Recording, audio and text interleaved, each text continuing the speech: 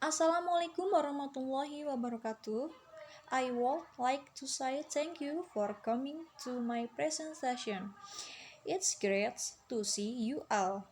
Let me introduce myself. My name is Salsa Dwi Ayuni and I'm from Purbalingga. The purpose of the presentation is trying wedding customs in Indonesia. 6 unique wedding traditions in Indonesia. A wedding is an important milestone we all value in your lifetime in Indonesia. Weddings have traditions that are largely influenced by various ethnicities and regions. For that reasons, the traditions and rituals vary, yet some rituals are much more unique than others. Here is a compilation of unique Indonesian wedding traditions. Javanese Pingitan traditions. In Central Javanese culture, Pingitan or seclusions is a traditional where the bride is not allowed to leave their house in a certain amount of time. During its time, they are not allowed to see the groom before the wedding ceremony is held. Many believe that is all traditions will bring benefits to both the brides and grooms. At its aims that to prevent any perils that can possibly happen to the brides, besides that is core ought to make the groom yearn more for the presence of his brides. Towards the eve of the weddings, the brides will usually be preparing slave treatment for her slave. This includes some stems accompanied by close relatives, family, or close friends in the past. The longest period of time a bridge can be scheduled is up to 2 months. Minangkabau, proposing to the groom. Unlike other wedding customs, the family of the bride in Minangkabau becomes the one to propose to her bridegroom. The first step is to visit the groom's family if the proposal is accepted. The two families will exchange heirlooms as gifts which work as binding symbol. They later continue the procession by bringing various sorts of food and fruit arrangements. There are several stages of customs undergone if you marry in Minangkabau tradition. It starts from Maresek, family meeting, Maminang and Batimbang, Tando, proposing and exchanging things. Mahanta Syria asking for permissions, and Bapako, Babaki bringing various items. This will be followed by Bainanik polishing the bride's nails, Manjapuik, Marapulai picking up the bridegroom welcoming out the bride's house, and many more traditions after the ceremony. Sinamot in Batak culture.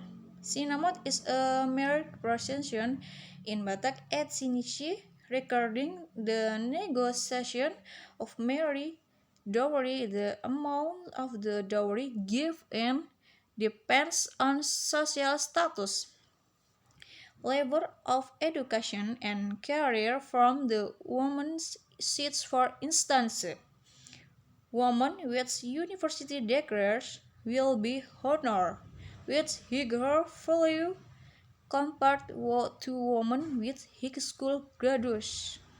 Meanwhile, education level is the major determinant for the groom. It is used as benchmark for the man to have higher education level, as he will be able to support his future family. Sundanese shower tradition. In Sundanese, shower means a spot where the water falls from tip of the roof. This tradition begins with poem songs which contain spiritual value for both bride and the groom. Afterwards, the ceremony continues with couple receiving a bowl filled with coins. Rich candies and turmeric coins are epitome of hopes for material wealth, which the brides will share amongst the guests of the other than that. Red symbolizes prosperity and life. Candies depict sweets, beauty, and life, and turmeric is a attribute to glory. The moment of shower is special as it becomes the moment where the bride and the grooms receive their blessing from relatives. Lombok, kidnapping the brides. Another unique wedding tradition in Indonesia originates from Sasak tribe in Lombok. Before the wedding, the groom is to abduct the bride from her family. In the past, this tradition is similarly known as an elopement by those who marry in secret behind their family, although the female's parents already approved the marriage.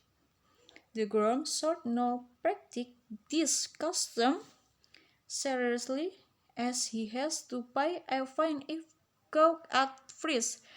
After being kidnapped, the brides will be living temporarily at the residence of the groom's relatives. Nyantri tradition from Yogyakarta. Contrary to Javanese Pingitan, the traditions of Nyantri from Yogyakarta, Sultanate requires the groom to leave his bride's residence a few days before the weddings. This is due to the arranged marriage in ancient times where the bride and her groom are not familiar with each other. In the end, it's called provoke one of the involved parties to leave the marriage to prevent any of that happening in the future. The groom is usually asked to stay close to his bride. This does not mean we will be sleeping at the bride's house, but to live in the relative's house or at the next door. Thank you. Wassalamualaikum warahmatullahi wabarakatuh.